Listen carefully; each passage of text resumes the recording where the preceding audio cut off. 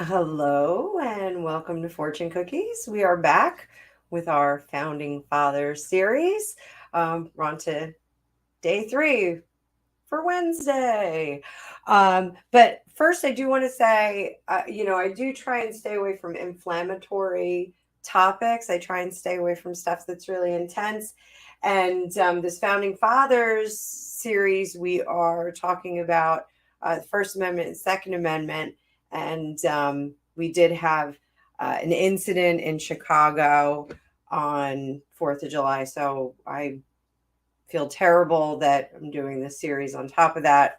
But perhaps it is all the more important to pay attention to. So, um, that being said, our fella that we're going to take a look at today is a bit more fun.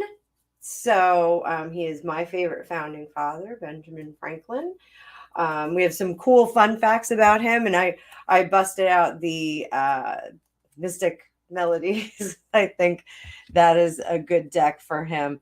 Disclaimer: like I didn't want to get anybody riled up, get anybody upset. So, I feel terrible for people that experience loss, the families that experience loss, and I did not intend to have a hot topic like this. So I do hope you'll all will forgive me. So, that being said, let's scooch on over and we'll talk about Benjamin Franklin a little bit and our founding fathers. So maybe we'll learn a thing or two and see what he thinks. Now, he is a wild card. He was kind of a party animal, as much as founding father could be. Only had, and I'm reading this off my little cheat sheet here, only had 2 years of formal education. He was a hit writer as a teenager. So he was like that gal that wrote The Outsiders. So he's a young fella. Spent half of his life in unofficial retirement. He was kind of like in this state of, I'm just going to kind of hang out. He was a reluctant revolutionary. He designed an instrument he designed an instrument that was used by both Mozart and Beethoven, and he did create a phonetic alphabet. So Franklin stove, lightning rod, bifocals. I'm not wearing bifocals. Those were all things that he invented. He invented the flexible catheter. What else? Or more things that he was famous for: the Declaration of Independence, of course, the Treaty of Alliance with France, the Treaty of Paris, and also he was integral in the Constitution. So, that being said, super fun guy. And there are some cool articles on this. Time traveling Ben Franklin. There's this Anchorage Daily News article that had a one act play that I stumbled upon, which I thought was kind of fun. But I think we go right to the source and we see what he says in the cards. We'll do a little bit of channeling here. So, that being said, we're also at the end of this going to go back because one of you faithful followers said, well, what do they think about the current administration? So we will go back and look at what George Washington thinks of the current administration, John Adams, and also Ben Franklin. We'll do them in reverse order, though. So let's add my card view to the screen. And if this is your first time here, welcome. I hope you enjoy this video. I am a history buff and doing this series just because we just had 4th of July and I think it's kind of cool. By nature and inclination, I am a Russian history fan. American history is something I have a cursory knowledge of, but I still enjoy it. So please like, share, subscribe. So glad you're all here. So let's take a look. Now, I do have a fairly large quote that I do want to read, and that's why I put my glasses on, my non-bifocals. So a quote on freedom of speech. This is Benjamin Franklin. It is from a letter that he wrote in 1722. So it was much earlier than our revolution. But I think it still makes some sense. Without freedom of thought, there can be no such thing as wisdom, and no such thing as public liberty without freedom of speech, which is the right of every man, as far as by it he does not hurt or control the right of others. I think this is key. And this is the only check it ought to suffer and the only bounds it ought to know. So when we look at the First Amendment, freedom of speech, and what his opinion of the internet and the things that we're putting in place, I think it's going to be really interesting. The letter goes on to say, this sacred privilege is essential to free governments, that the security of property and the freedom of speech always go together. And in those wretched countries where a man cannot call his tongue his own, he can scarce call anything else his own. Whoever would overthrow the liberty of a nation must begin by subduing the freedom of speech, a terrible thing, a thing terrible to public traitors. Excellent quote. I think it really takes us pretty deep into Benjamin Franklin. So let's see. What does our main man think about the restrictions that people are talking about on the World Wide Web? My hair's in my nose. Oh, my nose is itchy. Who am I getting in a fight with?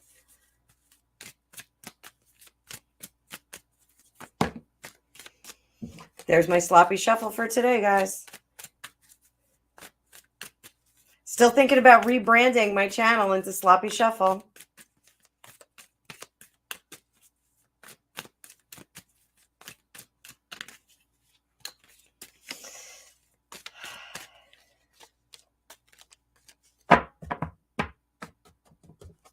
Part of me sorry that I didn't save Benjamin Franklin for last.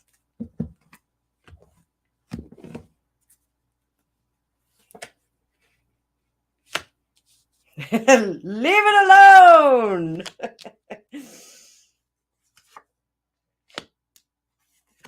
So I'm getting loud and clear. Leave it alone.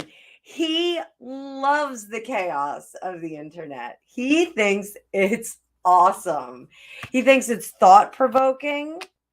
He thinks that it does stir up some trouble, but he thinks that it's good trouble, that it's actually a trouble that can start other conversations. So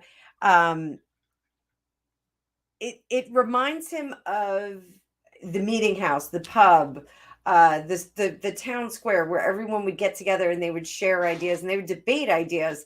I don't know if we need to like get him on to one of these platforms and see like how people like they don't really debate. He doesn't really. I don't think he really understands the way that people are disagreeing on the internet just now. I'm just going to say that. I'm going to go out on a limb. But he thinks that there is not a real future if they do silence voices on this. To shackle them, the heart of that matter, the shackling would be very, very foolish minded on his part. So let's get some conversation going with him on this, because I think he'll have a lot to say. I think we'll go for a while on this. I'm just saying. I just think we might.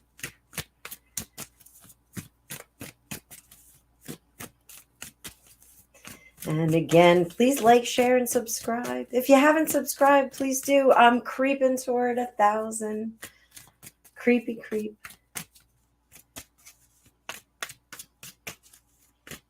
I must say, it's quality, not quantity for my subscribers. I have great subscribers.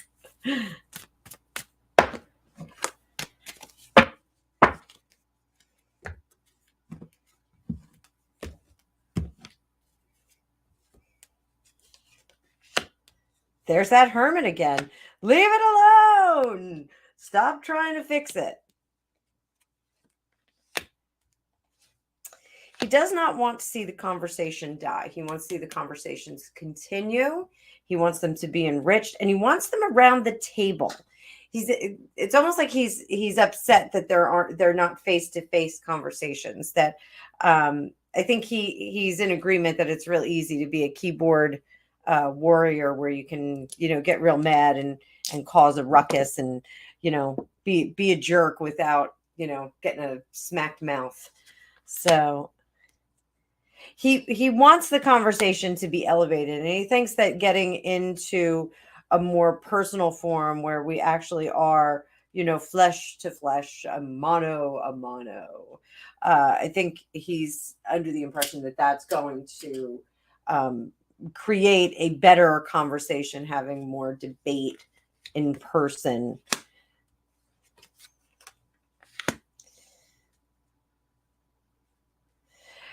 There's something very tiresome about, he finds that the way that people are debating is very tiresome, because it's that repeating. When you get in a fight with someone and they keep repeating the same thing, they keep repeating that same fact.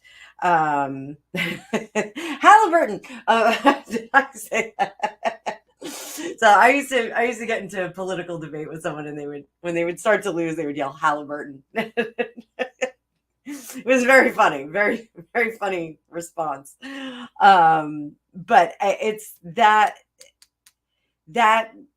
repeating, like he's a liar, he's a liar, he's a liar. He doesn't like that. He doesn't like that kind of, there's no skill to it. He's like, where's the skill set? How come they're not skilled enough to do it? And that, he finds fault with education. We're not educating our young people to be able to hold their own in a conversation like that. So he does not like that. And he understands that the past is the past and we can't relive it, but there's some facsimile of the face-to-face debates that he wants to put back into place. And he does think that there is a place for that in the internet, but it needs a really strong leader. And I'm absolutely getting like an Elon Musk feel here. So I don't know if he finds like a kinship with him, like personality wise, that, they're both inventors. But he's like, somebody like that is someone who could spark up these roundtable discussions, and looks like, yeah, that's kind of who he's thinking about. He would be a good equalizer, even though he fires people up. Here, this will be fun. Would Benjamin Franklin drive a Tesla? I'm going to pull one card on this. Have some fun. You discover electricity. Huh? You discover electricity. Did I say that before? I don't know if you did. I don't think I did. Absolutely. 8 of Wands, absolutely would drive a Tesla. So that was fun. Okay. So now we're gonna look at A2. Okay. 2A. A2? 2A? Gregopedia? 2A, Second Amendment. 2A. Do I? Yes, have some. So here's our quote. Is Benjamin Franklin. They can give up essential liberty to obtain a little temporary safety. They that can give up essential liberty to obtain a little temporary safety deserve neither liberty nor safety. Now that was Benjamin Franklin in 1759. And another quote, which I was familiar with this quote, but I did not know it was him. Democracy is 2 wolves and a lamb voting on what to have for lunch. Liberty is a well-armed lamb contesting the vote. So I think that is a pretty strong opinion on 2A. So let's see what he thinks about what's going on with 2A right now. What's his opinion? We got a card that jumped out. Justice in reverse. Okay. We'll keep looking. We're going to keep looking. Don't you worry. I'm going to pull some more cards.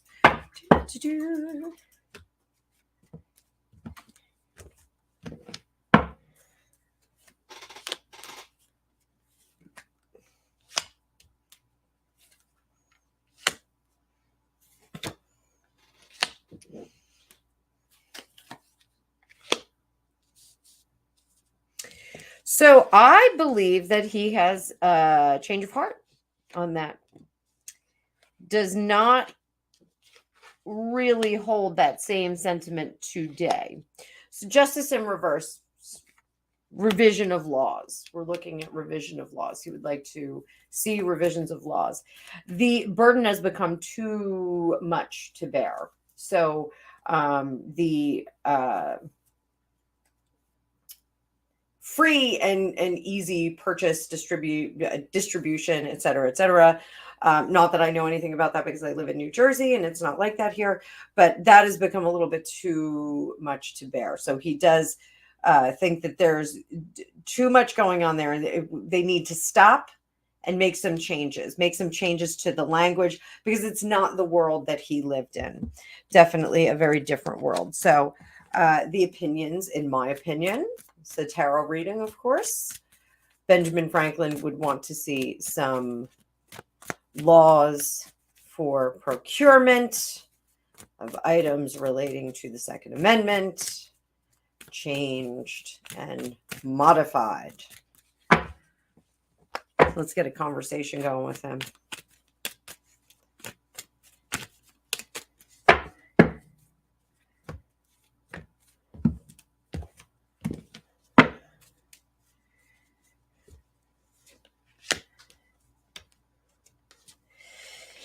He would like to see it start over because the things that they were protecting are no longer there. The reasons for what he had put in place are no longer there. It feels like he has a little bit more faith in the integrity of leadership. So better laws to be set so that they can quell the excitement, so they can tamper down that excitement. And proceeding foolishly, there's a lot of trust right here. So we have a lot of trust going on.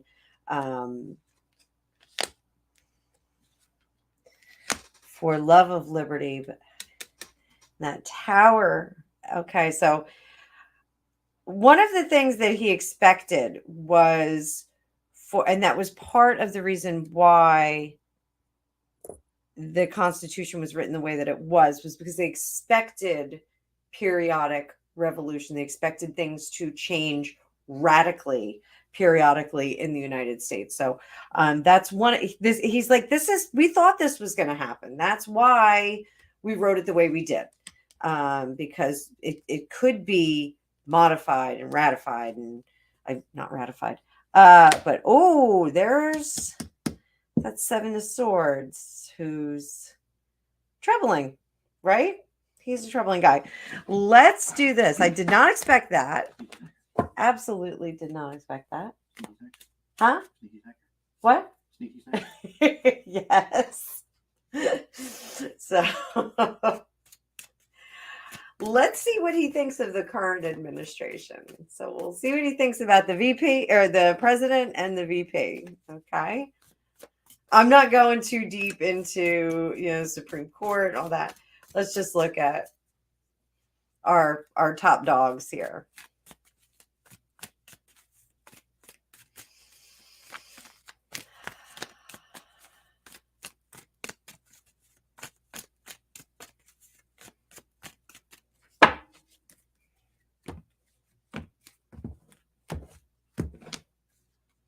VP, president.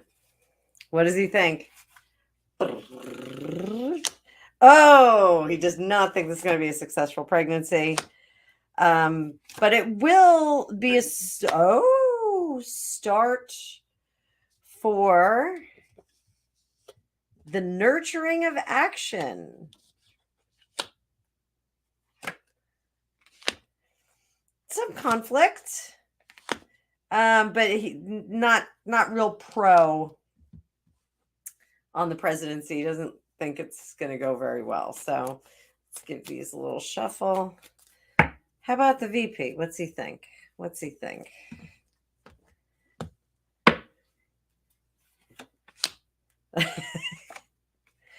Oh my. Oh my. Oh, I don't think he likes her at all. No. So, it's 10 of Pentacles, like complete disaster, not doing anything. Hard stop with our death card here. 4 of Wands in reverse, not good for the country, not good for the house.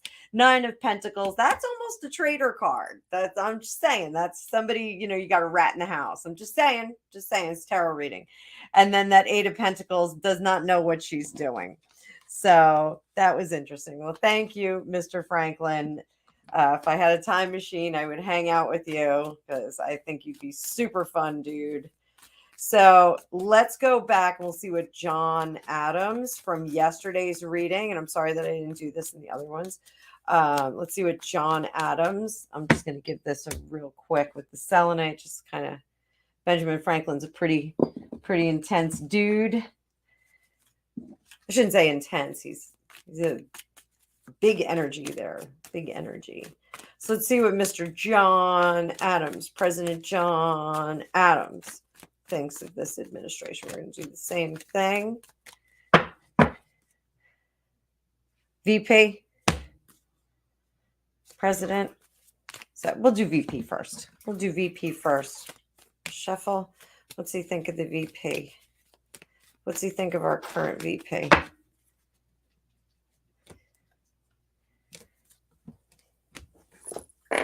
Ooh, sorry, made a mess. I made a huge mess.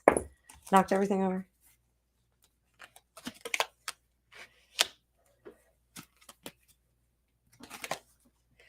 John Adams likes her and thinks that she needs a better partner because she's not great at her job.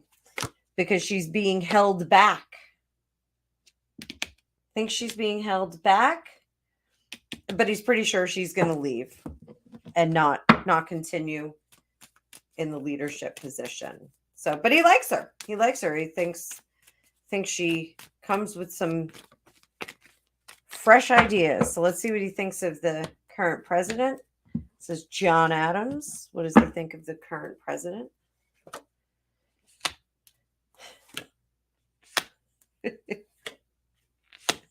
Oh my. Well, so you got reverse devil, reverse 7 of swords, reverse ace of swords, reverse 9 of cups, reverse 6 of pentacles. Not looking good here. So it looks like not able to lock any contracts down, not able to finesse, not able to he's not able to politic. He's not good at politicking anymore. And his time is done. And it's a disaster. And they should just kind of let him go about his business. Bless you, Gregopedia. Thank you. So now let's see, and we're going to do a little selenite again because we're going to go back to George Washington and see what he thinks of the current administration, the executive branch anyway. So George Washington, let's get you in here, fella.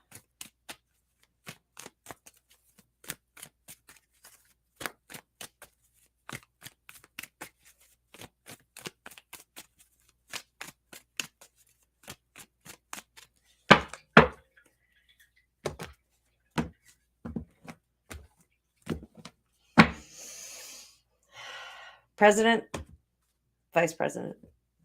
We'll do vice president first. Ladies first. What does George Washington think of the current vice president?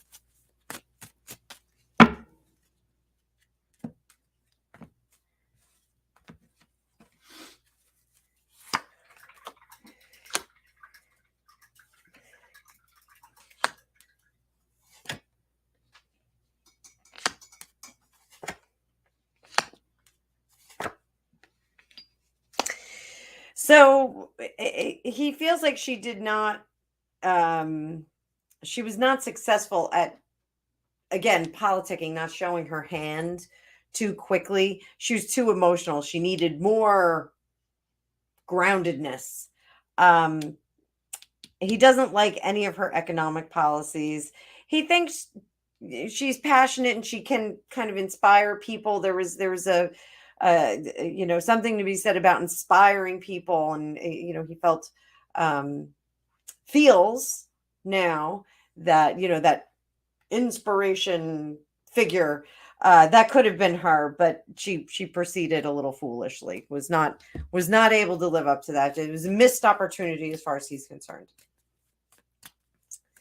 Now, what does he think of the current president? What does George Washington think of the current president?